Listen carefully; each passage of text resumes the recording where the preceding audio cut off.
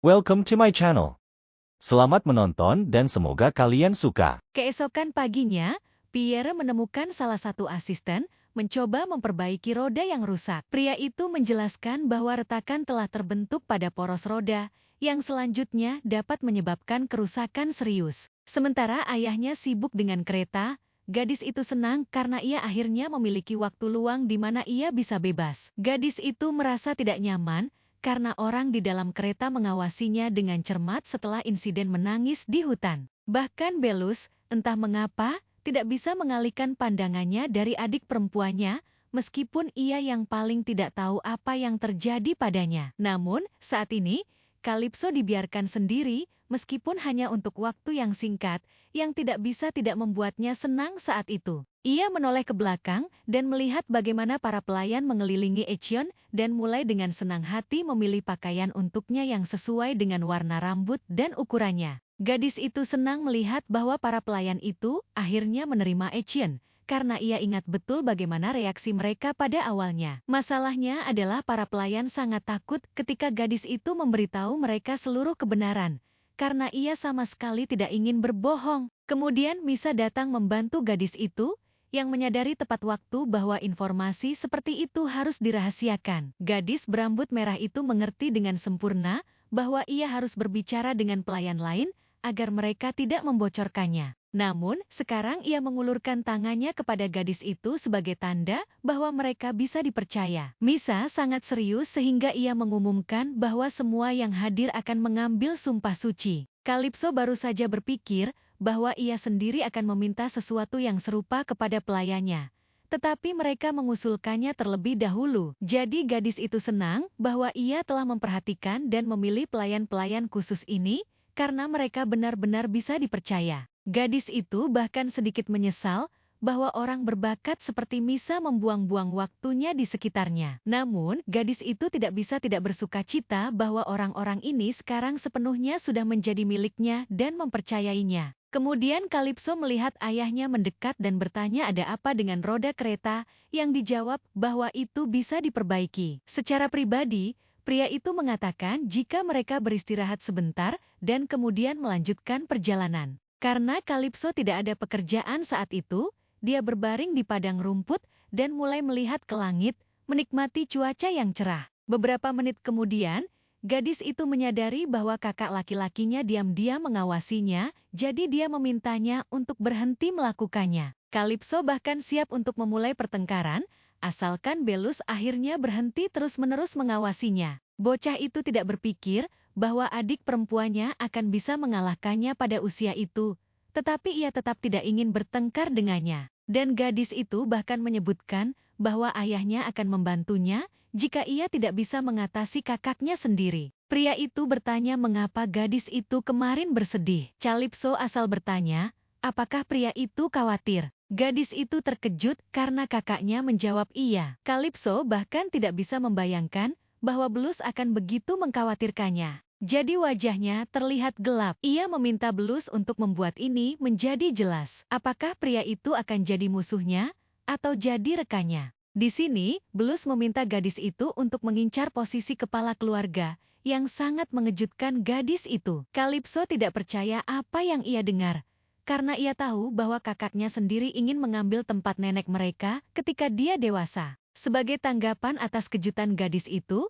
Belus menjelaskan bahwa dia memperhatikan bagaimana adiknya secara mental mencari tujuan untuk dirinya sendiri dan karena itu khawatir. Tetapi Calypso ingat betul bahwa kakaknya jauh lebih kuat darinya, jadi lebih logis baginya untuk menerima semua kekuatan dan kekayaan. Namun, Belus percaya bahwa tidak ada orca yang sempurna sejak lahir. Mereka semua punya kekurangan. Bahkan Okula tidak kuat sejak awal, dan jika dia memilih seseorang, maka dia akan menjadi ideal hanya di matanya. Belus mengatakan ini bukan karena ia iseng. Faktanya, pria itu ingin gadis itu menjadi sekuat mungkin dan mampu memimpin seluruh klan Aquasiadel mereka. Jika gadis itu sudah mencapai umurnya sekarang dan jauh lebih kuat darinya di umur itu, ia akan mengikuti adiknya. Calypso mulai curiga bahwa kakaknya meminum pil aneh karena dia sama sekali tidak mendengarkannya. Tapi ia jujur mengakui bahwa ia yang dulu pasti bisa mengalahkan kakaknya yang sekarang. Pria itu tiba-tiba menyatakan bahwa itu lebih baik baginya. Setelah itu ia berbalik dan diam-diam berjalan menuju kereta. Tetapi bagi Kalipso sendiri, percakapan ini tidak sia-sia, karena ia tiba-tiba menyadari bahwa ia ingin membalas dendam pada neneknya. Wanita ini, dalam semua reinkarnasinya sebelumnya, meninggalkan cucunya di tangan orang-orang kejam yang memperlakukannya dengan buruk. Ini menyangkut Black Panthers dan Grand Duke, karena pada akhirnya tidak ada tempat untuk gadis itu dimanapun karena tindakan Okula. Akibatnya, Kalipso baru sekarang menyadari bahwa ia tidak pernah bisa membalas dendam pada salah satu pelaku kejahatan dari kehidupan lampau, dan Kalipso tidak peduli apakah orang-orang ini berbeda dari yang ia kenal sebelumnya, karena mereka membuatnya menderita setiap saat. Fakta bahwa Etienne kecil adalah orang yang baik membuat gadis itu mengerti bahwa semua orang lain yang telah menyinggung perasaannya bisa dipengaruhi. Tiba-tiba, sebelum gadis itu sempat menyelesaikan pikirannya, ia tiba-tiba terganggu oleh ayahnya. Yang tidak diduga, pria itu mengatakan bahwa sementara Kalipso duduk dan berpikir, mereka berhasil memperbaiki kereta, dan bahkan matahari hampir terbenam di bawah cakrawala. Setelah dengan cermat menatap putrinya, pria itu tiba-tiba menyadari bahwa dia telah menemukan jawaban untuk dirinya sendiri tentang apa yang akan dia lakukan selanjutnya. Kalipso terkejut dan bertanya bagaimana ayahnya bisa tahu. Pierre mengakui sambil tersenyum bahwa ia bisa tahu dari ekspresi gadis itu bahwa dia siap untuk bergerak maju, apapun yang terjadi. Kalipso tidak bisa tidak tersenyum diam-diam sebagai tanggapan, karena ia senang dengan perhatian seperti itu dari Pierre. Ia dengan jujur mengatakan kepada ayahnya bahwa ia mengingat orang-orang jahat yang membuatnya ingin balas dendam. Kalipso tiba-tiba tersenyum dengan percaya diri dan berkata bahwa untuk memenuhi tujuannya, ia akan menjadi kepala keluarga di masa depan. Pierre tidak membantah gadis itu dan berkata bahwa karena ia sangat menginginkannya, ia pasti akan membantunya mencapai tujuan ini. Tetapi gadis itu berencana untuk melakukan jauh lebih banyak daripada yang diduga pria itu, karena ia akan merebut kekuasaan. Ia akan mengambil alih pemerintahan dari neneknya selagi ia masih di tahta dan belum sempat pensiun dari urusannya. Gadis itu sama sekali tidak merasa kasihan pada kerabatnya yang telah meninggalkannya dan menyinggung perasaannya berkali-kali di kehidupan lampau. Jadi Kalipso akan menjadi pemimpin tepat di depan Okula karena ia percaya bahwa ini akan menjadi balas dendam terbaik baginya. Pierre terkejut dengan rencana skala besar gadis itu, tetapi ia tidak menunjukkannya. Gadis itu mengatakan bahwa dia sangat ingin melakukan balas dendam semacam ini karena ia menganggapnya sepenuhnya adil dan perlu. Kemudian pria itu mengangkat gadis itu ke pelukannya dan bertanya dengan tenang bagaimana dia pada akhirnya akan membalas dendam padanya, karena mereka sudah lama tidak berkomunikasi. Untuk ini Kalipso dengan jujur mengakui bahwa ia lupa soal semua itu saat ia memanggil pria itu dengan sebutan ayah. Gadis itu memeluk pria itu dengan erat dan mengatakan kepadanya bahwa jika seseorang berada di pihaknya, maka dia akan berbaik hati. Pierre merasa sangat bagus karena kini putrinya memiliki tujuan yang jelas. Kalipso mengingatkan ayahnya, begitu mereka kembali, akan ada banyak pekerjaan dan kehidupan malas mereka ini sudah berakhir. Hal ini membuat Pierre ngeri, walaupun wajahnya tidak menunjukkan ketakutan sedikitpun. Ia bertanya pada putrinya, apa hal pertama yang akan dilakukan begitu mereka kembali? Gadis itu dengan ceria memberitahu ayahnya bahwa ia harus menjadi kuat. Begitu Pierre dan putrinya kembali ke kemah, mereka menemukan bahwa Cian telah disiksa parah karena perhatian para pelayan. Ia berpikir kalau lain kali, ia tidak akan meninggalkannya sendirian. Beberapa saat kemudian, ketika mereka sudah naik kereta, gadis itu tertidur, dan Belus bertanya kepada Pierre apakah ia bisa mengetahui jawaban untuk satu pertanyaan untuknya. Pria itu bertanya lagi apakah pria itu pernah mengalami mimpi aneh, karena ia ingin mendengar sesuatu yang lain. Tetapi pria itu tetap menjawab bahwa ia tidak pernah memimpikan sesuatu yang tidak dapat dimengerti, jadi ia tidak tahu apa yang mereka bicarakan. Kali ini Pierre berkata bahwa pertanyaan berulang seperti itu biasanya ditanyakan ketika ingin mengkonfirmasi apakah orang memiliki pengalaman serupa, dan ini menarik perhatiannya. Pada saat yang sama, ia dengan lembut membelai gadis itu, yang tidur sangat nyenyak sehingga dia bahkan tidak mendengar percakapan orang dewasa. Tetapi Belus menjadi keras kepala sebagai tanggapan dan berkata bahwa ia tidak wajib menjawab, meskipun ayahnya menawarkan bantuannya. Namun kenyataannya, ia sangat ingin berbagi dengan yang lebih tua,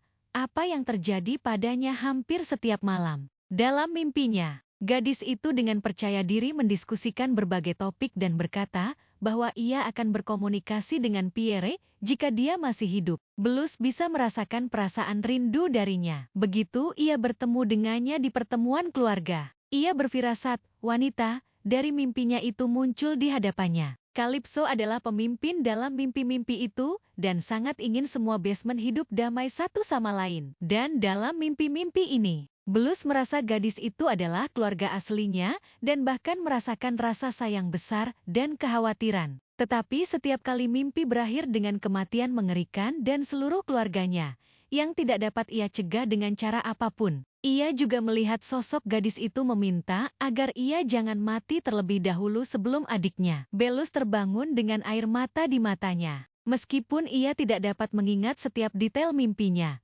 tetapi ia tetap khawatir. Entah mengapa, bahkan perasaan dan suara acak ini masih memunculkan emosi pada pria itu, meskipun ia tidak tahu dari mana asalnya. Tapi ia benar-benar tidak berniat membunuh Calypso, karena ia ingin memahami seberapa banyak dia adalah gadis dari mimpi itu. Pierre terkejut ketika putranya tiba-tiba berkata bahwa dia tidak akan menyakiti putrinya, karena ia tidak ingin membiarkan hal seperti itu terjadi. Dan Belus tiba-tiba tersenyum dan mengakui bahwa jauh lebih sulit baginya untuk melawan keinginan untuk terus mengikuti gadis itu. Meskipun pria itu masih tidak bisa mengerti apa yang dibicarakan bocah itu. Ia menduga bahwa putranya sudah membuat beberapa keputusan penting untuk dirinya sendiri. Belus mengangguk sebagai tanggapan, karena ia benar-benar akan menunggu sampai gadis itu menjadi seperti orang di dalam mimpinya. Kakak laki-laki itu sangat ingin Calypso menjadi kepala keluarga yang bisa ia ikuti tanpa keraguan. Jadi ia terus mengawasi gadis itu,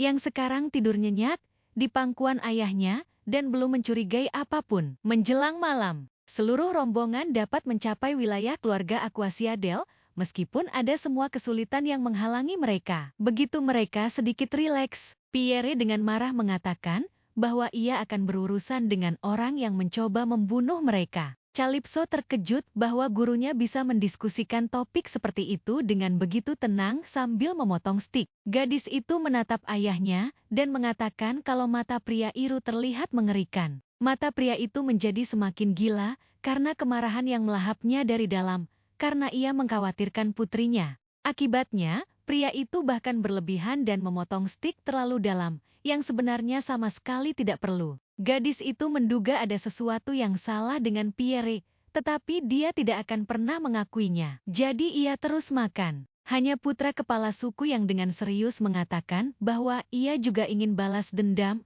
karena keesokan harinya, salah satu rumah orka diledakkan. Tetapi itu tidak berakhir di sana, karena ketika kepanikan sedikit mereda, 3 hari kemudian, rumah lain diledakkan. Dan berlanjut ke beberapa minggu setelahnya. Calypso bahkan tidak bisa memikirkan hal seperti itu. Jadi ia merasa merinding melihat betapa tekunnya Pierre akibat kehidupan ini bersama ayahnya. 2 tahun berikutnya bagi gadis itu berlalu dengan sangat cepat dan tenang, jadi ia masuk sekolah menengah. Gadis itu, dengan bantuan pelayannya, sepenuhnya siap untuk hari ini, jadi ia sama sekali tidak khawatir tentang masa depannya. Namun, ia tetap menoleh ke Agenor yang menemaninya, dan mengeluh bahwa ia tidak ingin pergi ke sekolah. Mendengar ini, bocah itu tertawa riang, karena adiknya jarang menunjukkan kelemahan, terutama dengan cara yang lucu seperti itu. Sementara mereka berdebat satu sama lain, gadis itu tiba-tiba mendengar suara-suara familiar mendekat dari suatu arah sekolah. Ternyata itu Ruba dan Ruga, yang sudah lama menunggu Calypso. Si kembar mulai dengan riang berbagi berita terbaru dengan gadis itu,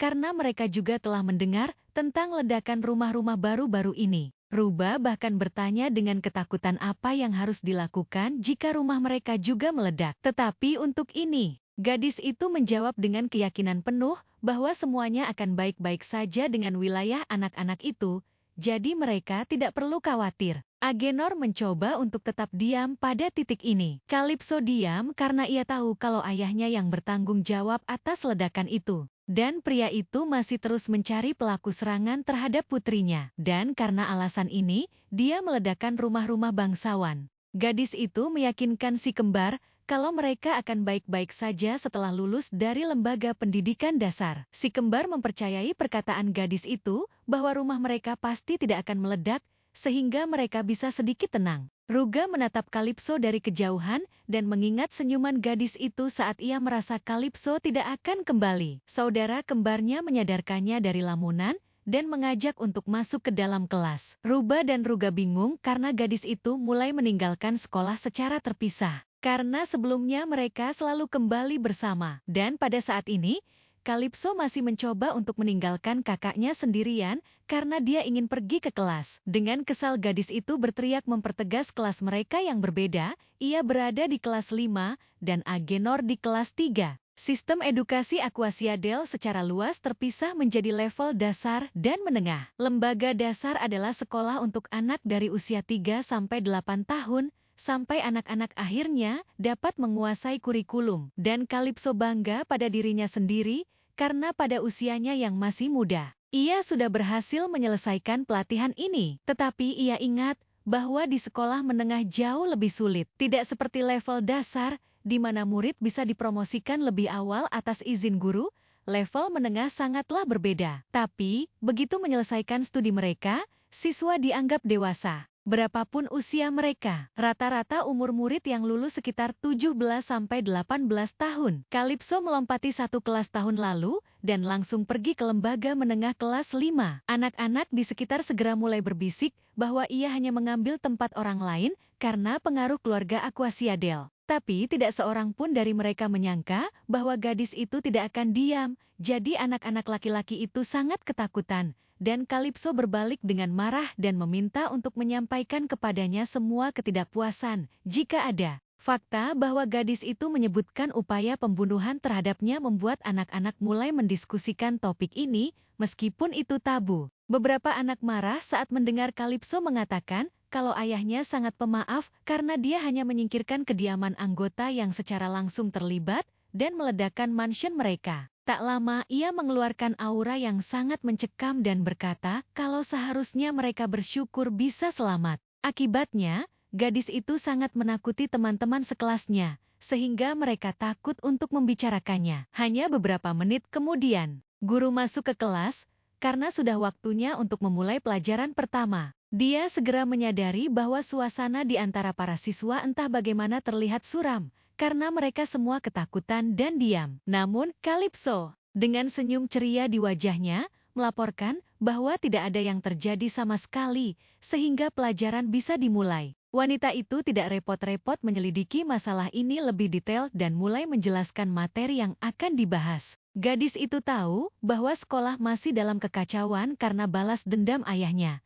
Tetapi ia sama sekali tidak takut akan hal itu. Ia bahkan bersyukur bahwa selama 2 tahun terakhir, ia telah perlahan dan metodis menangani orca-orca yang telah mencoba menyakitinya. Masalahnya adalah karena ini, ia tidak bisa tahu sejauh apa penyakit ayahnya sudah terjangkit. Kekuatan air terus beregenerasi selama tubuh masih hidup, tapi penyakit ayahnya tidak seperti itu. Begitu dia menggunakan semua kekuatan yang dia miliki, dia akan menghadapi kematian seperti jatuh tidur. Ayahnya mendeskripsikan kondisinya seperti senjata dengan kekuatan besar, tapi dengan batasan penggunaan. Tetapi meskipun demikian, gadis itu tidak akan membiarkan ayah mati, bagaimanapun caranya. Gadis itu begitu tenggelam dalam pikirannya, sehingga ia tidak menyadari bagaimana Ruba dan Ruga tiba-tiba muncul di depannya. Anak-anak laki-laki itu mengelilingi teman mereka dan dengan ceria mengundangnya makan siang, karena menurut jadwal, semua siswa memiliki waktu luang. Mereka mengatakan sambil tersenyum bahwa mereka telah membawa sesuatu yang enak dan ingin berbagi makanan ini dengan gadis itu. Kalipso tidak ingin membuat teman-temannya kesal, jadi ia pergi bersama mereka ke taman yang berada di dalam area sekolah. Akibatnya, Ruba dan Ruga mulai menawarkan kepada gadis itu hampir bersamaan untuk mencoba wortel dalam berbagai bentuk. Ini segera mengingatkan Kalipso pada situasi ketika para pelayan berebut perhatiannya dan mencoba memberinya berbagai makanan. Agar tidak membuat teman-temannya sedih, gadis itu bergantian makan dari garpu mereka, meskipun itu terlalu banyak makanan untuknya. Tiba-tiba, salah satu dari si kembar bertanya, apakah gadis itu tidak bisa pulang dengan mereka hari ini? Kakaknya segera bergabung. Juga khawatir tentang fakta bahwa Kalipso akhir-akhir ini berjalan pulang sendirian. Mereka jadi sedih dan menatap Kalipso dengan tatapan penuh harap. Tetapi, gadis itu tidak berniat mengubah rencananya untuk hari ini. Jadi ia menolak ajakan teman-temannya. Si kembar berusaha merubah pikiran gadis itu. Misa berusaha membantu, tapi gadis itu berkata tidak apa-apa karena ia bisa mengatasinya. Kalipso tetap menggelengkan kepala dan menggoda mereka dengan sebutan dubi-duba. Hal ini membuat keduanya sedikit kesal. Salah satu dari si kembar bertanya, apakah gadis itu mulai membenci mereka? Kalipso menatapnya dan ingat bahwa 2 tahun lalu, Ruga berperilaku seperti ini. Anak itu pasti sadar bahwa ia berencana untuk tidak pernah kembali, dan setelahnya Ruga selalu berada di sekitarnya. Jadi gadis itu dengan lembut membelai kepala temannya dan jujur mengatakan bahwa ia sama sekali tidak punya alasan untuk membenci mereka. Ini menenangkan anak itu untuk sementara, karena dia mempercayai setiap kata yang diucapkan Kalipso dan tidak bisa membantah apapun sekarang. Jadi beberapa jam kemudian, ketika pelajaran selesai untuk hari itu, gadis itu dengan ceria melambaikan tangan kepada teman-temannya. Kali ini, Ruba dan Ruga tidak membantah lagi karena mereka tenang dan memutuskan untuk berbicara sedikit nanti. Namun, begitu gadis itu berbalik, Ruga mulai berunding tentang mereka yang tidak suka saat temannya itu pulang tanpa mereka. Ruga tersenyum dan menawarkan agar besok mengikuti gadis itu. Namun, tidak seorang pun dari mereka bahkan curiga bahwa pada kenyataannya, Kalipso telah diikuti selama beberapa hari oleh seseorang. Dia mengawasi gadis itu dengan cermat, dan matanya dengan kemarahan yang membara di dalamnya. Faktanya, Kalipso sudah merasakan kehadiran anak ini sejak lama, karena dia bahkan tidak mencoba menyembunyikan aura jahatnya. Meskipun gadis itu telah membiarkan bocah itu mengikutinya selama seminggu penuh, ia sudah cukup lelah dengan perhatian konstan ini. Tiba-tiba, anak laki-laki itu sangat terkejut ketika gadis itu tiba-tiba melompat dan pergi secepat mungkin. Kalipso diam-diam menjulurkan lidahnya padanya, tertawa sambil berpikir tentang bagaimana pengejar yang mengganggu ini sekarang akan mengatasi pengawasan. Sesampainya di rumah, gadis itu mengumumkan bahwa ia telah pulang dari ambang pintu, karena ia tidak ingin ada yang mengkhawatirkannya. Bayangkan betapa terkejutnya gadis itu ketika ia melihat ayahnya dan Duke kecil di ruang tamu. Terlebih lagi, pria itu jelas membantu bocah itu karena tangannya penuh luka bakar, meskipun dia tidak menunjukkan emosi sakit apapun. Kalipso segera berlari ke temannya dan mulai dengan khawatir bertanya apa yang terjadi padanya karena dia dalam keadaan seperti itu. Pierre meminta putrinya untuk tidak terlalu khawatir, karena bocah itu hanya tidak sengaja menumpahkan sup pada dirinya sendiri ketika dia mencoba makan. Ia berkata bahwa hari ini, Qian melaporkan bahwa dia sedikit sakit tenggorokan, dan kemudian para pelayan membawakannya semangkuk sup. Anak itu umumnya tidak bermasalah saat menggunakan peralatan makan, tapi kali ini dia tidak sengaja bersin, menyebabkan tumpahnya sup pada dirinya sendiri. Pierre dengan cepat menyadari situasi ini, jadi ia mulai menggunakan kekuatan air untuk menyembuhkan naga kecil itu, agar dia tidak kesakitan. Namun, Pierre tidak senang bahwa bocah itu tidak mengatakan apapun kepada siapapun. Yang paling menakutkan pria itu adalah bahwa anak itu sama sekali tidak bereaksi terhadap rasa sakit, seolah-olah dia tidak merasakan apa-apa. Pierre menyadari bahwa mereka harus mengajarkan hal-hal yang jauh lebih mendasar kepada Duke daripada yang mereka kira. Sejak mereka tiba di kediaman Pierre, bocah itu sudah berhasil belajar banyak, jadi dia makan dengan peralatan makan dengan cukup normal. Dia juga sekarang bisa berpakaian sendiri dan telah sangat meningkatkan kosakatanya, menunjukkan kemajuan besar. Kalipso sendiri berusaha dengan segala cara untuk menjelaskan berbagai hal kepada temannya agar dia nantinya dapat dengan mudah berintegrasi ke dalam masyarakat. Tapi tidak peduli seberapa keras gadis itu mencoba, wajah Etienne tidak pernah menunjukkan emosi atau perasaan apapun. Gadis itu mulai berpikir kalau Tut selalu ada di sisi Etienne, seolah makhluk itu mengambil sebagian dari emosi masternya. Tut terlihat mengekspresikan cinta tanpa batas untuknya. Meski dengan semua efek si Tut, saat pertama kali bertemu Etienne, rasanya seolah anak itu tidak pernah mempelajari apapun. Calypso penasaran, apakah Duke Naga memang tidak bisa merasakan emosi sejak awal. Gadis itu teringat saat Etienne menghapus air matanya. Ini membuktikan kalau anak itu masih memiliki emosi. Di sini Calypso mengingat nasihat ayahnya, yang mengatakan bahwa mereka telah memulai pendidikan anak itu dengan urutan yang salah. Pria itu masih teguh dengan pendapat ini. Jadi dia dengan ketat mengawasi Etienne, setidaknya sedikit mengajarkan perilaku ini. Gadis itu dengan lembut meniup tangan temannya dan berjanji kepadanya bahwa ia akan terus mengajari Etienne. Pierre tidak senang bahwa putrinya berusaha terlalu keras untuk membesarkan naga itu. Ia tidak sadar kalau ia cemburu. Jadi ia mengaktifkan kekuatannya dan secara tiba-tiba menarik bocah itu dari pelukan Calypso. Terlepas dari semua, gadis itu keberatan. Pierre merasa bahwa Etienne sudah dirawat dan tidak memerlukan bantuan tambahan. Akibatnya, keesokan harinya di kelas, gadis itu sedang memikirkan apa yang harus dilakukan dengan Duke dan ayahnya. Ia khawatir dengan penyakit ayahnya. Tapi edukasi Etienne jauh lebih sulit dari dugaannya. Karena terlalu fokus, ia bahkan tidak menyadari bagaimana waktu belajar berlalu karena terlalu tenggelam dalam pikirannya. Namun, Calypso tidak bisa memikirkan siapapun di lingkarannya yang bisa ia mintai nasihat. Sementara gadis itu berjalan dan memikirkan naga itu. Ruba dan Ruga memperhatikannya dari jauh. Si kembar ingin memanggil gadis itu, tetapi yang kedua segera menutupi mulutnya dengan tangannya. Karena ingat rencana mereka kemarin. Bocah itu tersenyum ceria dan meminta saudaranya untuk merahasiakan semuanya agar mereka pada akhirnya bisa melaksanakan rencana mereka. Akhirnya, Ruba dan Ruga pergi mengikuti gadis itu yang tidak memperhatikan mereka karena si kembar tidak memiliki niat buruk. Anak-anak laki-laki itu senang bahwa rencana mereka begitu sukses meskipun teman mereka bahkan tidak mencurigainya. Tiba-tiba, salah satu dari si kembar mengangkat kepalanya, melihat ke samping dan memperhatikan sesuatu yang tidak ia duga sama sekali. Masalahnya, ada seorang anak laki-laki sekolah menengah yang duduk hampir tepat di depannya, mengawasi Calypso dengan ekspresi marah. Dia dengan gugup menggigit kukunya dan berbisik bahwa dia pasti akan membalas dendam pada gadis itu.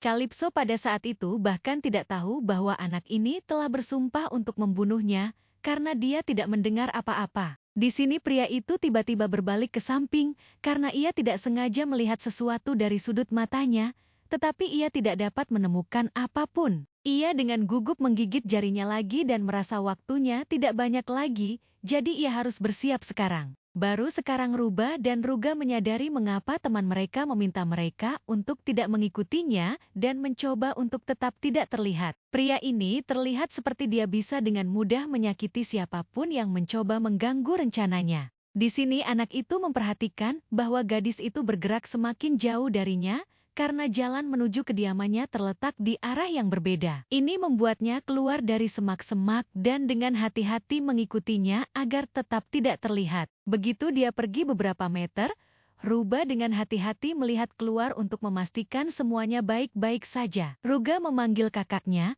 karena ia ingin mendiskusikan apa yang baru saja mereka dengar dari bocah jahat itu tentang Calypso. Namun, mereka masih tidak bisa mengerti mengapa gadis itu tidak melakukan apa-apa. Sang kakak berpikir sejenak dan kemudian berkata bahwa mereka harus mencari tahu anak laki-laki seperti apa dia. Ruba sudah bertekad untuk mencari tahu segala sesuatu tentang siswa ini dan kemudian memberitahu teman mereka semuanya.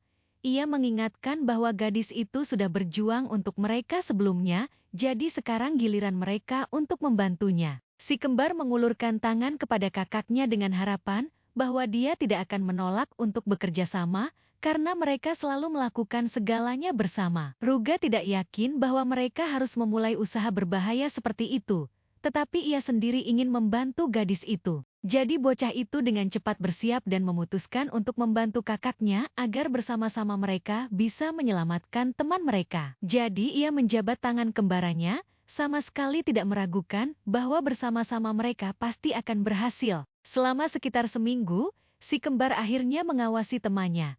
Tetapi pada hari ini, mereka kehilangan jejaknya. Tiba-tiba, Agenor muncul tepat di belakang mereka dengan wajah datar. Si kembar itu terkejut karena bocah itu ada di belakang mereka. Agenor melihat mereka terkejut dan berpikir kalau ia datang terlalu sunyi. Ia menebak kalau si kembar juga mencari adiknya. Putra ketiga Pierre segera bertanya dengan siapa tepatnya adiknya pergi, karena ia tahu bahwa dia sedikit berhubungan dengan siapapun dari sekolah menengah. Ketika Ruba dan Ruga mendengar bahwa gadis itu dibawa pergi oleh Grayson Harrington, mereka sangat terkejut karena dialah yang telah mengikuti Calypso. Dalam kepanikan, si kembar mulai memohon kepada Agenor untuk membantu mereka agar bisa segera mencari Calypso, meskipun anak itu sama sekali tidak mengerti alasan untuk terburu-buru seperti itu. Kemudian si kembar dengan cepat menjelaskan bahwa Grayson sudah lama menguntit gadis itu, tetapi entah mengapa dia masih mengikutinya. Di sisi lain,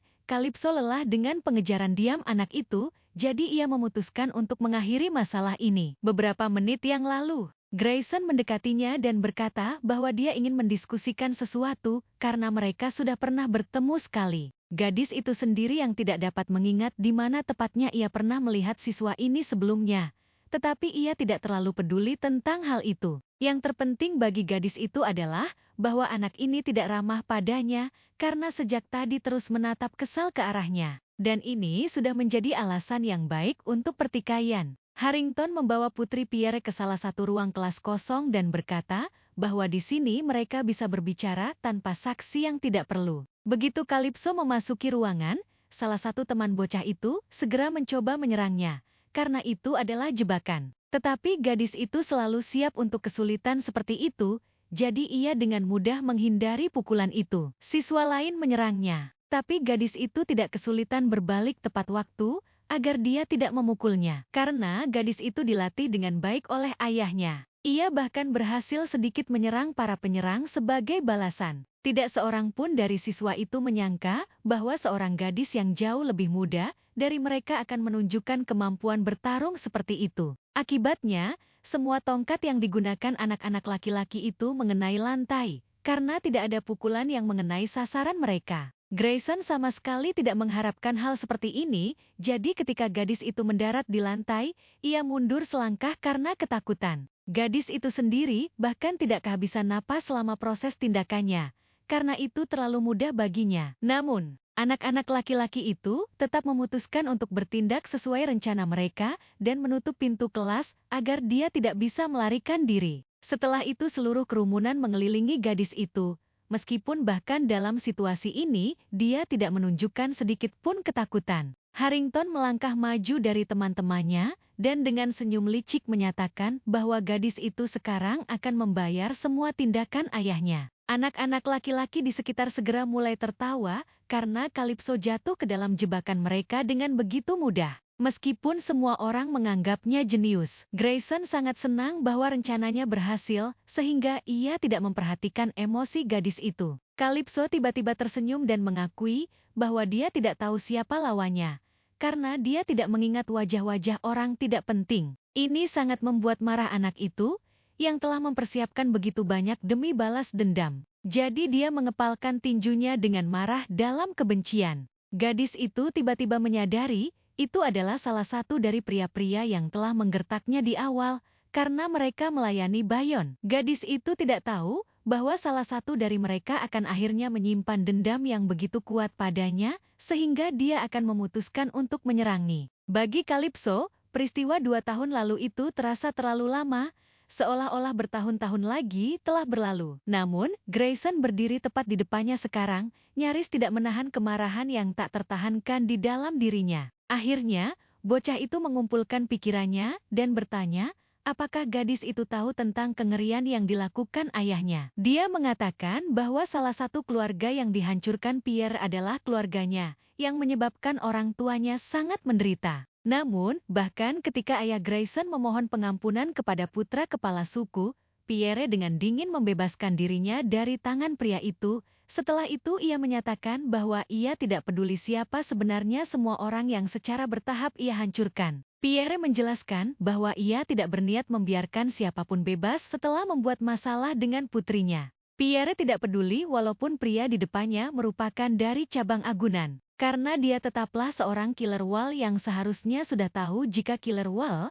tidak pernah melepaskan apa yang jadi miliknya. Pria itu sudah berani menyentuh apa yang menjadi miliknya, yaitu Calypso. Dengan wajah dingin dan penuh amarah, Pierre mengeluarkan kekuatan airnya, yang membuat pria itu ketakutan. Ia berusaha melindungi dirinya dari serangan yang dilancarkan putra Okula itu. Di belakang pria itu, ternyata ada istri dan anaknya, yang merupakan Grayson. Bocah itu menyaksikan semuanya, termasuk saat ayah Calypso memberikan waktu pada ayahnya selama 1 bulan dan biaya untuk pindah. Pierre yang masih marah, dengan penuh penekanan meminta mereka, mulai hari ini tidak boleh lagi menjejakkan kaki di Aquasiadel sampai mereka mati. Grayson marah dan menolak untuk pergi. Ia tidak mengerti kenapa ia dan keluarganya harus pergi. Calypso mengerutkan keningnya. Menurutnya ayahnya masih baik karena tidak membunuh mereka, bahkan memberi mereka uang. Gadis itu memperingatkan jika mereka masih ingin hidup, sebaiknya mereka segera pergi. Ia terus menatap bocah itu dengan tajam, tanpa peduli kalau ia dikelilingi anak-anak yang ingin menghabisinya. Tanpa tahu malu, Grayson mengatakan kalau dengan uang itu, keluarganya tidak akan bisa hidup di luar Aquasiadel untuk sisa hidup mereka. Bahkan uang yang diberikan ayah Calypso hampir tidak cukup untuk membeli beberapa kereta. Gadis itu bingung apa yang dibeli keluarga bocah itu dengan uang pemberian ayahnya. Dengan tegas ia berkata kalau keluarga Grayson menyalahgunakan biaya pindah. Panik, bocah itu tetap bersikukuh mengatakan kalau beberapa kereta tidak cukup untuk membawa semua yang mereka punya. Jadi keluarganya tidak bisa sembarangan membeli kereta. Calypso terdiam mendengar alasan yang cukup bodoh di telinganya. Ia jadi tidak yakin, apakah di depannya ini memang killer whale atau malah bullhead. Seorang anak laki-laki lain menepuk pundak Grayson. Merasa sudah cukup memberi temannya itu waktu untuk berbicara. Ia mengingatkan jika tidak hanya keluarga Grayson yang hancur, tapi rumah semua orang hancur di tangan Pierre. Bocah itu kembali teringat alasan mereka semua berkumpul di sini, yaitu untuk memberi Calypso pelajaran. Gadis itu menanggapinya dengan tenang. Bocah berambut pirang dengan tatapan tajam mengatakan kalau di sini hanya mereka saksinya dan gadis itu bukan lagi bagian dari lembaga dasar. Jadi saat pertemuan komit selanjutnya diadakan, mereka bisa menguburnya dengan testimoni mereka sendiri. Para bocah itu mendengar rumor jika Calypso melemah. Ini diperkuat dengan ucapan Grayson yang belakangan ini mengawasi aktivitas gadis itu, yang hanya bepergian dari rumah dan sekolah. Mereka juga sudah lama tidak pernah melihat gadis itu menggunakan kekuatan air. Karena ini, mereka yakin bisa mengalahkan Calypso dengan kekuatan yang mereka miliki. Memang benar Calypso tidak melakukan apa-apa seperti yang mereka katakan. Tapi itu semata-mata karena ia sedang bersama Etienne, dan gadis itu tidak bisa menarik perhatian yang tidak perlu. Jika mereka mulai menyelidiki dan melacak aksinya, mereka mungkin bisa menemukan keberadaan Etienne. Gadis itu tidak bisa membiarkan ini berubah menjadi masalah besar lain seperti saat itu. Para bocah itu pun mulai mengangkat tongkat mereka untuk memukul Calypso. Gadis itu menoleh ke belakang dan dengan cepat menendang tongkat itu hingga terbelah menjadi 2. Anak laki-laki yang ada di sana langsung terkejut karena gadis yang selama ini mereka awasi masih sangat kuat. Calypso menghancurkan satu persatu tongkat yang ada di tangan para bocah itu dan mendarat ke atas lantai dengan sangat mulus. Para bocah laki-laki itu terkejut karena anak yang baru berumur 5 tahun bisa sekuat ini. Salah seorang dari mereka bertanya, apakah informasi yang didapatkan temannya itu benar? Gadis itu menatap keluar jendela sambil menyingkirkan apakah ia harus kabur sekarang dengan menghancurkan jendela atau dinding. Calypso sangat terkejut saat mendengar suara yang sangat familiar baginya. Ternyata itu adalah si kembar yang mengetuk-ngetuk pintu sambil memanggil namanya dengan suara panik. Para anak laki-laki yang ada di dalam mulai panik karena jika terus begini, rencana mereka akan gagal. Mereka pun mulai mendiskusikan apa yang harus dilakukan ke depannya. Grayson tersenyum licik dan berkata kalau sebenarnya ini justru bagus, karena mereka bisa menggunakan si kembar sebagai sandera. Bocah itu memperingatkan gadis di depannya jika tidak menyerah dengan baik-baik. Ia tidak punya pilihan selain menghajar si kembar dan membuang mereka di gang belakang Aquasiadel. Dengan begitu beluga muda itu akan lenyap dalam sekejap, karena di sana merupakan wilayah para Great White Shark. Calypso mengepalkan tangannya menahan amarah. Ia bersiap untuk menghajar anak itu. Tetapi salah satu bocah mengatakan kalau ia tidak mau melakukan hal seperti itu. Hal ini membuat Grayson terkejut.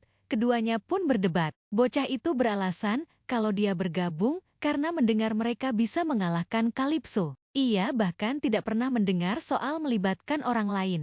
Gadis itu menatap bocah laki-laki berambut gelap dan mengingatnya kalau dia adalah orang yang sama dari 2 tahun lalu. Grayson marah, merasa kalau temannya yang bernama Isaac ini berkata seperti itu karena hanya keluarga dia yang akan pindah tanpa masalah. Ia menarik baju temannya itu dengan marah dan hendak memukulnya. Tapi Calypso menghentikannya karena memanggil Isaac dengan sebutan anak rambut coklat. Gadis itu berkata kalau anak-anak di luar sana berbeda darinya. Mereka sosok yang selalu duduk di dekat pemimpin keluarga saat pertemuan keluarga karena mereka adalah keturunan dari keluarga beluga. Jadi tidak seperti yang lain, jika mereka terlambat pulang sebentar saja, wilayah mereka akan mulai panik. Mendengar ini membuat Grayson mengepalkan tangannya karena kesal. Isaac bertanya pada temannya itu, apa yang harus mereka lakukan? Karena apa yang dikatakan gadis itu barusan memang benar. Keduanya pun kembali beradu mulut, yang membuat Calypso menghela nafas dan berpikir untuk mencoba mengirim si kembar ke tempat aman selagi masih ada waktu. Ia tidak bisa membiarkan mereka terluka lagi.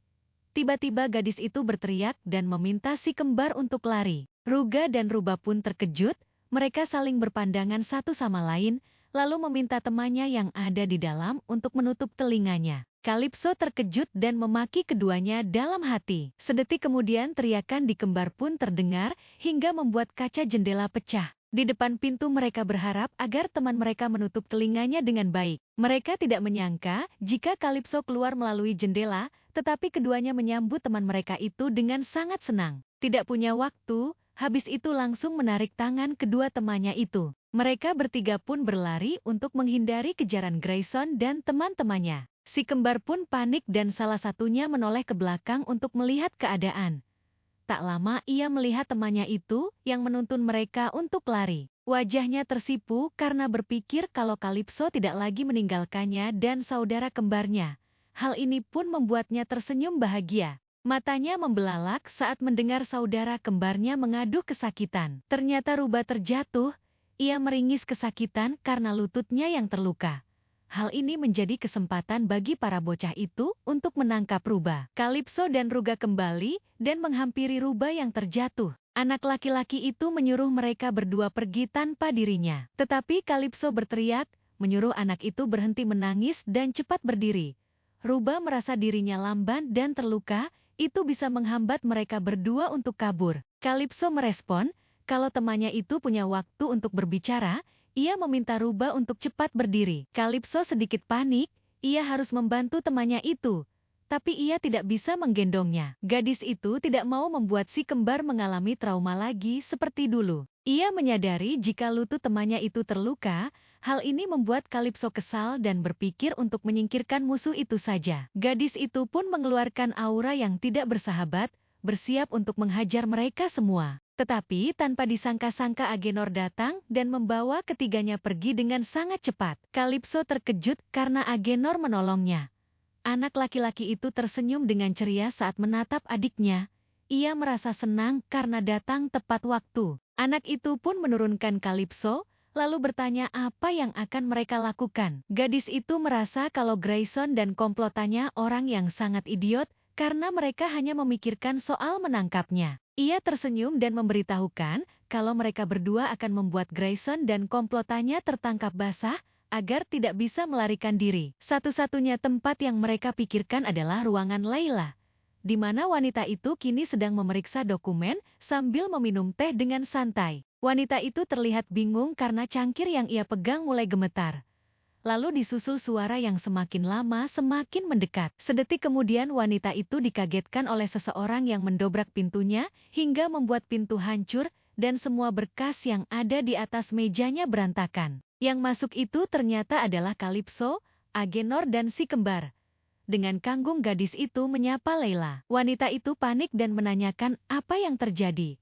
Belum sempat gadis kecil itu menjawab, sang kepala sekolah dikagetkan dengan kedatangan Grayson dan komplotannya. Anak laki-laki yang tidak sadar tengah berada di ruangan kepala sekolah berkata kalau ia juga akan menghabisi si kembar dan membuang mereka di suatu tempat yang tidak bisa ditemukan. Ucapan anak itu berhenti saat melihat Layla yang kini sudah ada di depannya dengan aura yang tidak menyenangkan. Rencana Calypso berjalan dengan lancar.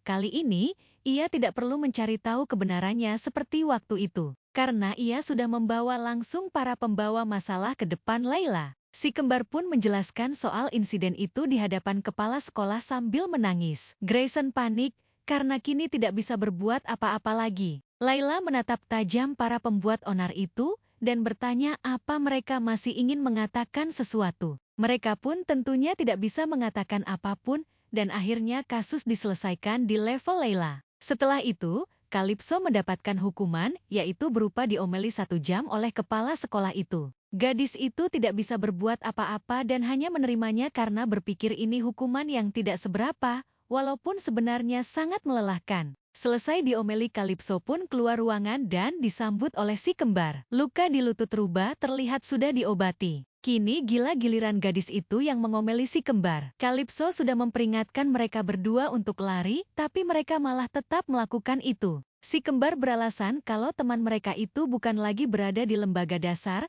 hanya mereka yang masih berada di lembaga dasar. Jadi mereka berpikir akan lebih baik jika mereka terlibat dalam insiden ini. Mereka tahu kalau gadis itu tidak suka menarik perhatian orang dewasa, tetapi hanya ini yang bisa dilakukan. Calypso tampak terkejut dengan ucapan si kembar. Keduanya tiba-tiba membungkuk dan langsung terlihat tenang saat gadis itu mengelus kepala mereka berdua. Tetapi kali ini, gadis itu menekan kepala si kembar atau terlalu keras karena ia marah. Calypso memperingatkan keduanya agar mulai sekarang jangan lagi melibatkan diri dengan hal berbahaya. Si kembar pun Anda bisa patuh terhadap ucapan temannya itu. Gadis itu menyadari jika kakaknya masih berada di sana. Agenor berpikir kalau sekarang gilirannya, Calypso pun mengelus kepala kakaknya itu dengan lembut. Kakak laki-lakinya itu terlihat sangat senang, karena pertarungan tadi sangat menyenangkan bagi anak laki-laki itu. Agenor berpikir untuk bergabung,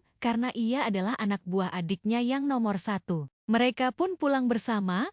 Ruga menatap Calypso dengan mata berbinar lalu tiba-tiba memeluk gadis itu. Ini membuat Calypso terkejut, tapi tidak menolak pelukan itu. Ruga mengucapkan terima kasih karena sudah lari dengan mereka hari ini. Ia juga mendeklarasikan jika sekarang ia dan saudaranya akan mengikuti Calypso. Walaupun terkejut dengan perkataan itu, Calypso hanya bisa tersenyum dan membalas pelukan itu. Gadis itu tidak menyadari jika Etienne menyaksikan semua itu dari balik jendela. Anak itu tampak kaget dan tidak senang melihat Calypso di bawah sana. Saat Calypso baru saja membuka pintu, Etienne langsung memeluk gadis itu, yang membuat Calypso terkejut, sekaligus bingung. Anak laki-laki itu tidak sadar kalau memeluknya sangat erat, hingga ia kesulitan bernafas. Gadis itu langsung mengerti jika Etienne kini sedang meniru apa yang dilihat saat ia dan Ruga berpelukan sebelumnya. Tiba-tiba Etienne berkata, kalau ia ingin memeluk Calypso. Gadis itu menepuk punggung anak laki-laki itu.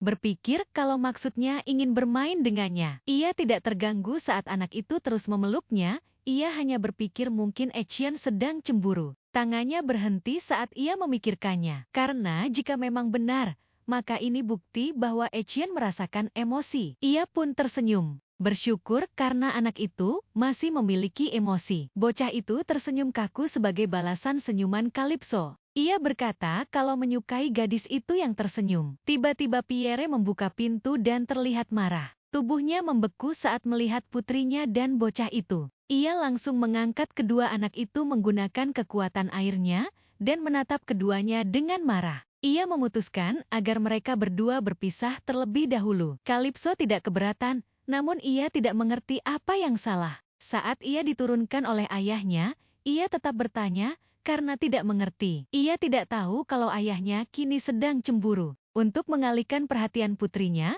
Pierre memberitahukan jika kepala keluarga memanggilnya. Hal ini berhasil membuat Calypso teralihkan. Gadis itu terkejut dan menanyakan alasan kenapa nenek memanggil ayahnya. Pria itu menjelaskan jika ibunya terlihat cukup puas dengan apa yang dilakukannya, dan juga bertanya kenapa diam saja selama ini. dan apakah ia ingin menjadi penerus sejati atau tidak. Pria itu memberitahukan kalau ia sudah menolaknya. Mendengar hal ini, membuat gadis kecil itu marah dan memukul dada ayahnya dengan kesal. Ia pun bertanya, apakah pria itu mau menjadi saingannya. Pierre mencoba menenangkan putrinya dengan mengatakan kalau ini berbahaya. Kalau putrinya itu ingin memukulnya bisa sambil duduk di sofa. Calypso yang masih marah menceritakan kalau terjadi sesuatu di sekolah hari ini. Belum selesai ia berbicara, ayahnya itu langsung tampak sangat marah dan menuntutnya untuk menceritakan dengan detail apa yang mereka lakukan pada putrinya itu. Calypso menggembungkan pipinya, marah karena mendengar kalau ayahnya merasa jika dia seharusnya langsung mengusir mereka dari wilayah Aquasia del waktu itu. Karena kesal, gadis itu berteriak dan tidak mau menceritakan apa yang terjadi pada ayahnya itu. 3 tahun kemudian, di pagi hari, para pelayan sedang menyiapkan sarapan dan menyambut nona kecil mereka dengan ramah. Calypso yang sudah berusia 8 tahun dan masih menggunakan piyama, bertanya pada misa korban, semalam ada berapa? Pelayan itu pun mengatakan korbannya ada 5.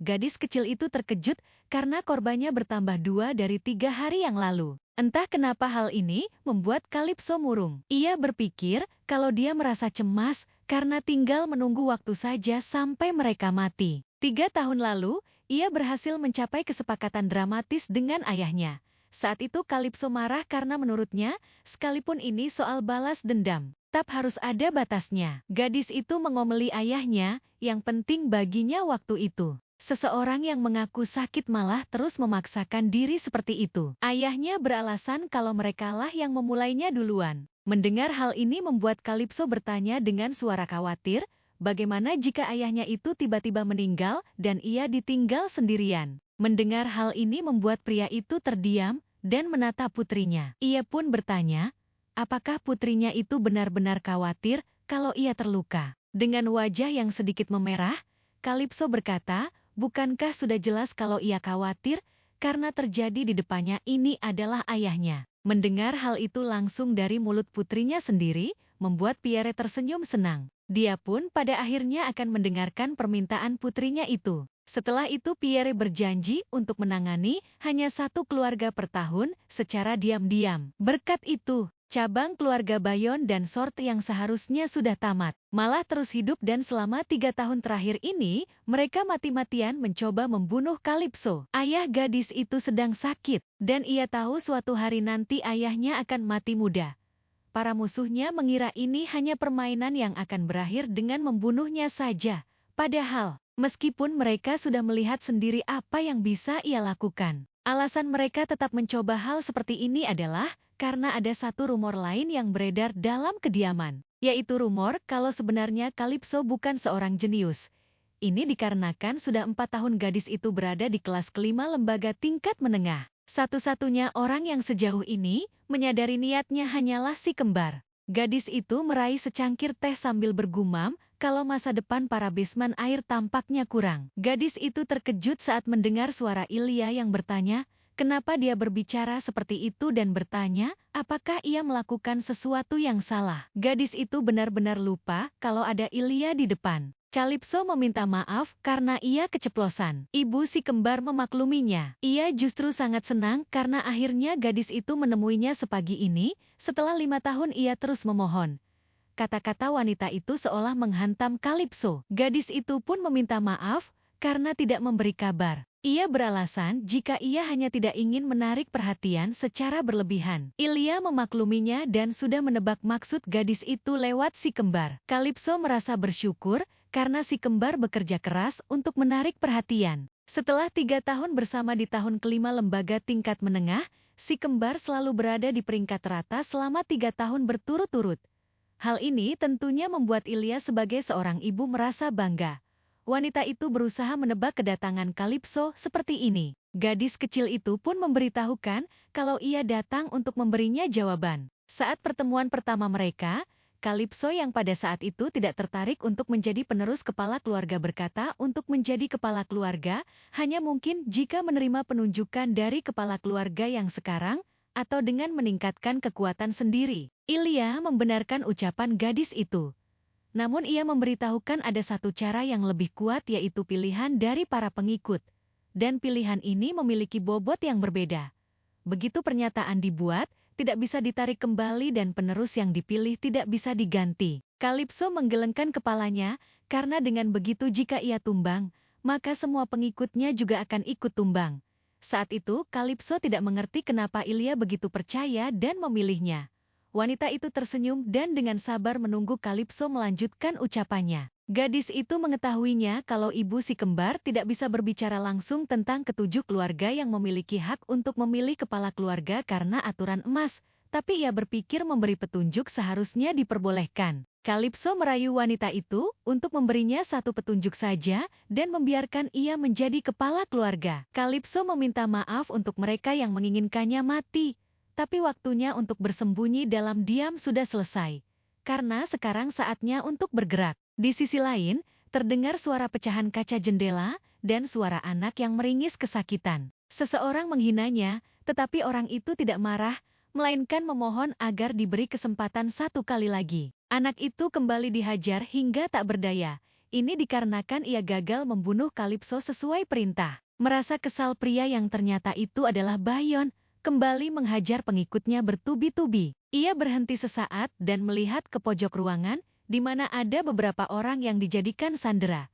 Tubuh mereka diikat dengan cukup kencang. Ia melihat seorang anak kecil menangis dan memanggil ibunya untuk meminta pertolongan. Dengan wajah menyeramkan, Bayon berpikir siapa yang harus ia pilih selanjutnya. Tanpa Bayon sadari, seseorang memperhatikannya dari balik jendela. Orang itu ternyata ayahnya sendiri. Pria itu tidak pernah menyangka jika putranya akan benar-benar hancur seperti ini. Sudah 4 bulan sejak Bayon dikenai masa percobaan. Dan anak itu makin lama makin kehilangan kendali. Sekarang, keadaannya sudah begitu parah hingga ia dan istrinya tidak bisa berbuat apapun lagi. Beberapa waktu yang lalu, Bayon menatap ayahnya dengan sangat marah.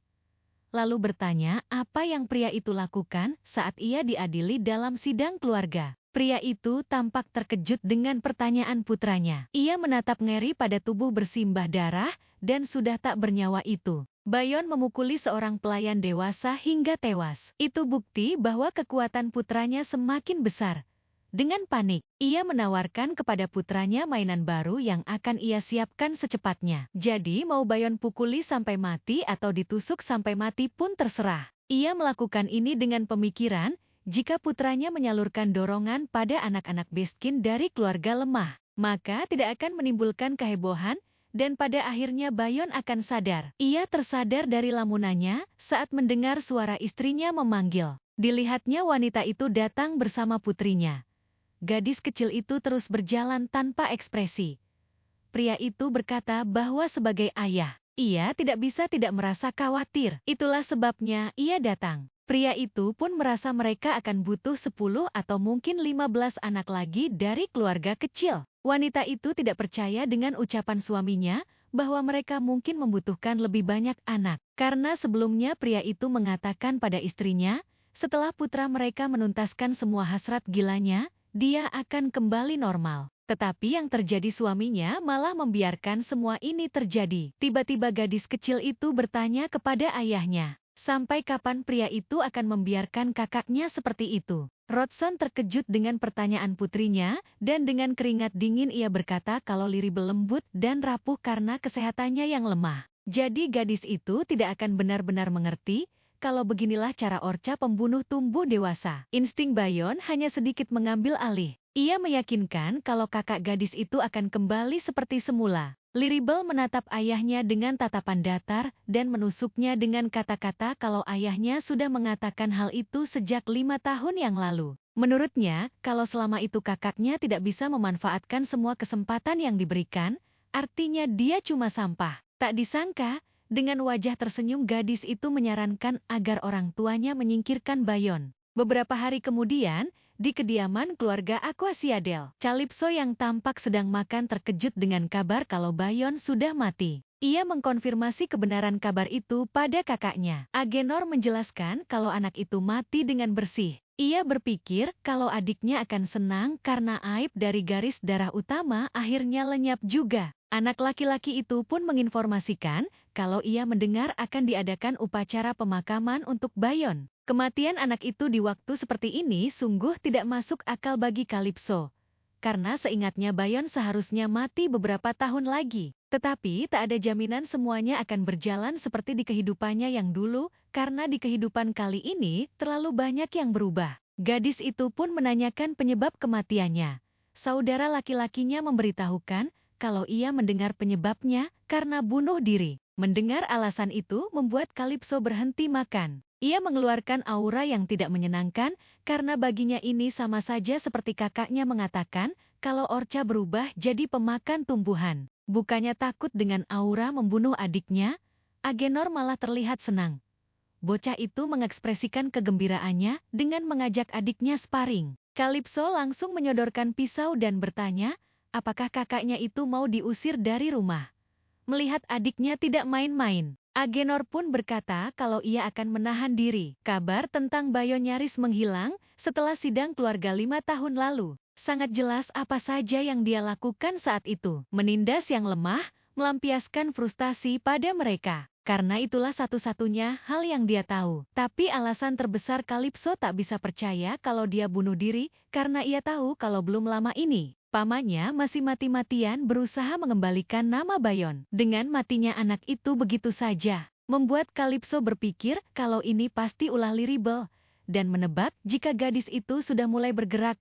Liribel adalah putri kedua keluarga Rodson. Di kehidupan Calypso yang ketiga, dia hidup tenang dan baru menunjukkan kemampuannya belakangan. Ia ingat dengan sangat jelas bahwa di awal Liribel tampak sangat ramah dan juga lemah. Tetapi sebenarnya wanita itu adalah lawan paling gigih. Bersama dengan ibunya, Liribel ahli dalam intrik dan manipulasi, dan juga punya kekuatan untuk mendukung semuanya. Sekarang dia menunjukkan dirinya lebih awal dari kehidupan Calypso sebelumnya. Ia tahu jelas kalau wanita itu bukan sosok yang bisa diremehkan. Ia pun menanyakan mengenai jadwal pemakaman. Agenor memberitahu kalau dimulai hari ini dan peti matinya akan dikuburkan 3 hari lagi. Gadis itu turun dari tempat duduknya merasa masih ada waktu. Di kediaman Rodson, kini Liribel tengah duduk bersama ibunya. Wanita itu bertanya kenapa putrinya membunuh kakaknya. Dengan santai gadis kecil itu beralasan kalau sekarang adalah waktu yang paling tepat dan paling mudah untuk menyingkirkannya. Lagi pula jenius yang berkembang belakangan biasanya menarik perhatian lebih besar. Itulah yang dipikirkan Liribel. Ia percaya ibunya memikirkan hal yang sama saat menatap Bayon.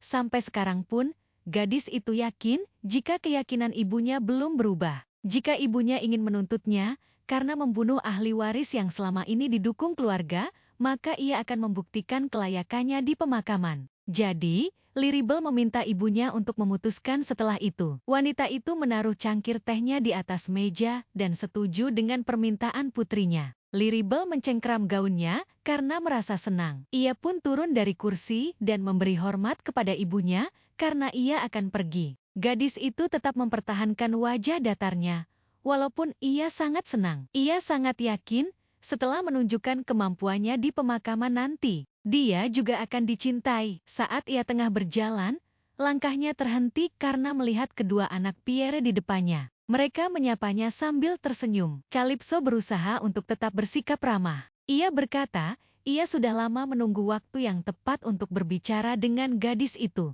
Calypso mengatakan kalau ia tidak menyangka gadis itu benar-benar akan membunuhnya. Mendengar hal ini membuat Liribel terkejut, tak menyangka ada yang mengetahuinya. Tetapi dengan bersikap tenang, dia pura-pura tidak mengerti apa maksud perkataan Calypso. Gadis itu mendekati Liribel dan menatapnya dengan tajam. Menyuruh gadis itu untuk tidak berpura-pura, karena ia tahu kalau Liribel lah yang membunuh kakaknya sendiri. Calypso pura-pura memuji kecantikan gadis itu, suaranya dan aktingnya yang luar biasa. Ia juga mengakui kalau Liribel sangat kuat. Ia sangat familiar dengan kasus seperti gadis itu, karena Liribel menderita penyakit yang sama dengan ayahnya. Ini membuat Liribel membelalakan matanya. Di kehidupan sebelumnya, Calypso pernah berpikir, jika gadis itu menunjukkan kekuatannya saat masih lebih muda, pertarungan mereka pasti akan berbeda. Ia pun sempat menanyakan hal ini pada asistennya, yang membuat asisten itu kesal karena membahas di mana orangnya sudah tiada. Calypso mengajukan pertanyaan itu karena penasaran. Menurutnya, saat itu Liribel menunjukkan kekuatan saat berusia 16 tahun dan mereka harus bertarung tanpa henti. Jika sejak awal Liribel sudah diakui sebagai penerus, gadis itu bisa menyimpan sebagian tenaganya untuk melawan Calypso. Ini artinya, saat gadis itu bertemu Liribel di kehidupan ketiga, Liribel sudah kehabisan tenaga. Tapi di kehidupan ini, karena dia mulai bertindak lebih awal, Liribel seharusnya lebih kuat dari yang ia ingat. Tapi, meskipun begitu, Calypso masih percaya diri dan berpikir kalau gadis di depannya tetap tidak bisa mengalahkannya. Ia tersenyum dan beralasan kalau ia mampir hanya untuk menyapa. Gadis itu cerdas, jadi Calypso yakin sekarang dia sedang memutar otaknya memikirkan maksud kunjungannya ini. Ia dan kakaknya pun pergi meninggalkan Liribel. Penyakit yang diderita ayahnya dan Liribel memang memungkinkan kekuatan luar biasa, tapi jumlah penggunaannya terbatas. Setelah kekuatan itu habis, si penderita akan langsung mati atau jadi vegetatif. Tapi, penyakit tak tersembuhkan ini sebenarnya bisa disembuhkan. Hanya saja, obatnya belum diungkap. Saat sampai di depan rumah, Agenor mengajukan pertanyaan. Tetapi karena adiknya diam saja, akhirnya ia mengajukan pertanyaan secara beruntun yang membuat Calypso kesal. Gadis itu memberitahukan kalau memang Liribel yang membunuh Bayon. Agenor sangat senang karena adiknya menjawab salah satu pertanyaannya. Ia senang Bayon mati, tapi ia tidak menyangka dia akan mati di tangan perempuan yang kelihatan lemah. Calypso mengingatkan kakaknya kalau gadis itu sebenarnya kuat. Seharusnya kakaknya itu juga bisa merasakannya saat tadi mereka bertemu. Kalau gadis itu mengorbankan hidupnya untuk bertarung, maka hampir tidak ada yang bisa menghentikannya. Mendengar ini membuat Agenor terkejut bukan main. Calypso bertanya kenapa kakaknya terkejut seperti itu. Anak laki-laki itu merasa ini wajar, karena ia tidak tahu kalau Liribel sekuat itu, karena belum pernah bertarung dengannya. Ini membuatnya berpikir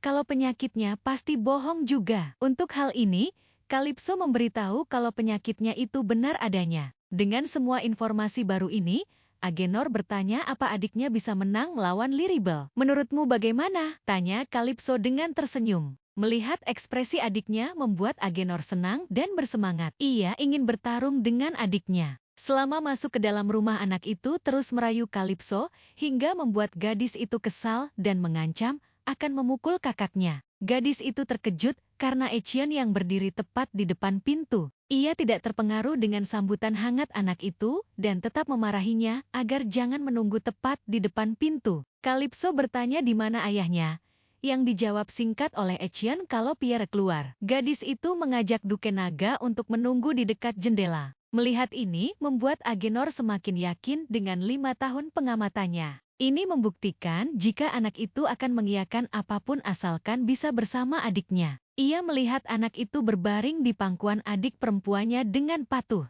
Selama 3 tahun terakhir, kemampuan bahasa Etienne meningkat drastis. Itu pencapaian besar, mengingat dia tumbuh di samping Pierre yang pendiam. Sejak hari itu, Calypso mulai mengajarkan Etienne tentang emosi. Prosesnya berjalan cukup baik. Anak bebek kecil ini sepertinya menganggap Calypso sebagai ibunya. Tapi ada satu hal yang mengganggu gadis itu, yaitu dia tidak bisa meninggalkan rumah ini.